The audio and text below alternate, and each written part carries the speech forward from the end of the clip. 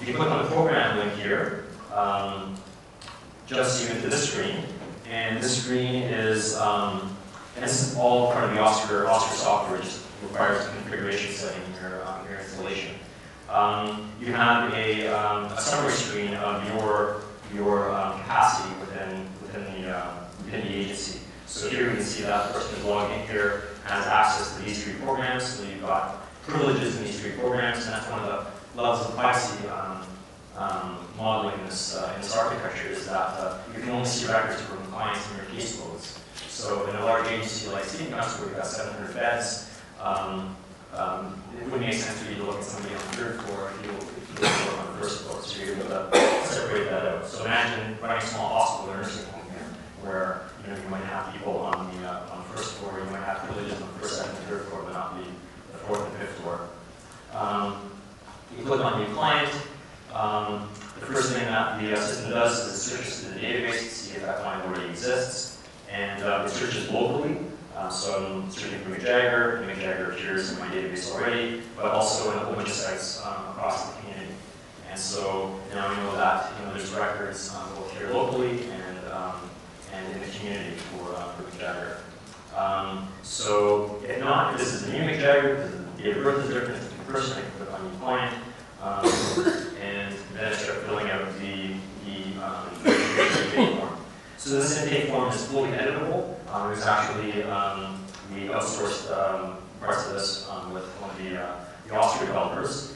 And so you can actually edit, you can add sections to this, you can add questions to this, so this is where you could customize and develop your own kind of intake form when a patient comes in the door at your practice. So here's the editing screen, and we made a lot of improvements and changes to that as well. So a lot of the shelters and a lot of the agencies have their own intakes, and they're able to customize and change that intake to suit their purposes when they see client for their needs. When you save a record, you get this kind of program profile screen for your client. So there we got a picture of Mick Jagger there. You can see that it's kind of tiny writing, but you got the person's alias, the contact information, the date of birth. Here it says whether or not they provide consent. And so if you click on this button here, you can get an electronic consent. Down here, kind of list the programs that this person is in, referrals that have been made to other agencies or other programs, and such. So actually, I think I missed the slide there. If you actually go into refer, my next slide is actually referral, so this is actually where I should have put this on refer. You can make a referral to different programs within the community. So you can check off physical health or mental health, and one of the check boxes is if you're searching for a bed and breakfast, for instance, right? You check off jacuzzi or tennis court, and then you get a bunch of programs or agencies that have those particular attributes. So here is a number of sites that show up with this particular search. You click on one of those, and then you fill out the reason for referral and the problem list, and the person's been referred. So this is now the queue. So I'm now at the receiving end of the referral, and I can either admit or reject the person. I see who it was, the date of the referral, the referring provider, and the reason for the referral, etc.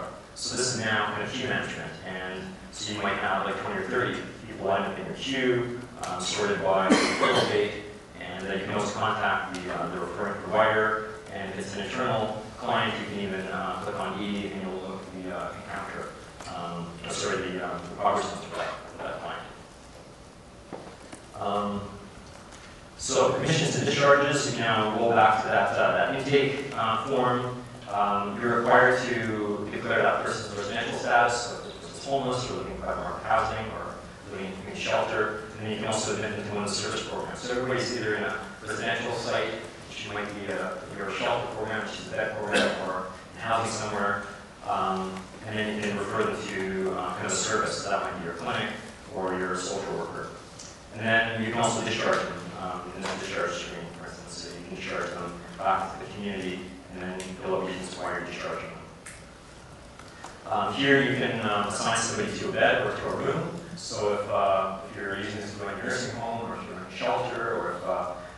case, we have supported housing programs that are helping clients. This is where you can assign them to a room or a bed, and then you can do checks. You can switch rooms for people. You can do all sorts of fancy things with this. So this is the Oscar user interface, and this is what we're all kind of familiar with. We have another interface that we were using for a while this interface was being built, and I'll show you a lot of that tomorrow. So this interface is still being built up, but for the most part it works right now. So for instance, the integration is seamless. So right now we're looking at a client's record, and you can see a note from an integrated facility. So we're logged into the Evangel Hall kind of agency, and we're seeing stuff from the CDL Master Mental Health Center. So the record is actually seamlessly right in. It becomes a sheet in your toilet paper roll.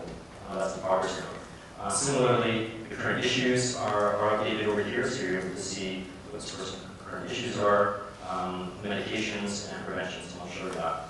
So when you look at the preventions, you will see remote prevention information. So for instance, imagine in one of your partner clinics, somebody has given somebody a flu shot. When you open that client's record in your clinic, and you open up preventions, you'll see that a flu shot's been given, or that this person's had a TB skin test done. Again, it's seamlessly inserted right into the record. Similar for medications, I don't know if you folks noticed this, but there's a little location column in the prescription section. You may have wondered or not wondered what that was. This is part of the integration. So if you've got integration turned on and you have partner agencies, when you go into your client's prescription section, you can see the medications that this person is on that have been prescribed remotely and the ones that are locally. So if you look at your record right now, it will stay local under everything. But if you're integrated, you'll start seeing some of these other agencies that are providing the medications prescribed. And then you can re-prescribe those medications, you can search for that medication and add that to your local site. So that's it. That's the presentation. I do want to show you the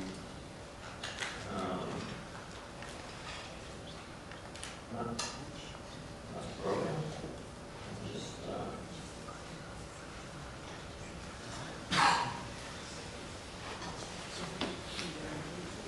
one thing on the CPS site.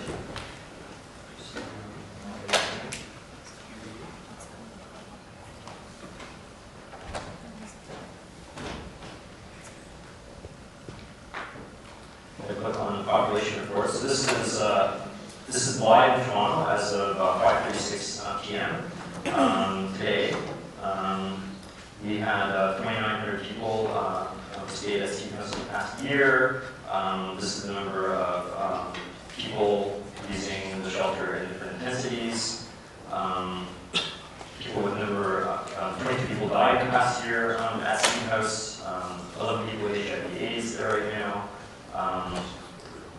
We've got 119 people with schizophrenia there right now. 14 bipolar disease. So I guess this is live. This is the past an hour ago. And our next step now is to have that kind of integrated between different agencies. But this is really exciting. I kind of come from a population health background, so this is very exciting to me to be able to see Oscar kind of facilitate this sort of thing. I remember 7 years ago, my chief asked me how many people had HIV/AIDS at CPS for us. Medical director at the time, I didn't know, and so now we're able to tell them to push the button. That's it. Thanks.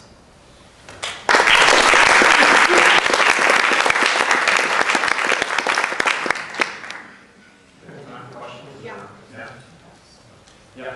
So how are the agencies communicating with each other? Do you have like a shared server, or Right. Yeah. So that was the big question. And I remember David Chan kind of talked with the architecture of how we would do this 5 years ago. And so every agency has its own record. So every agency, like every clinic has its own instance. Nothing's changed. Imagine you're in your community and you've got a bunch of doctors in different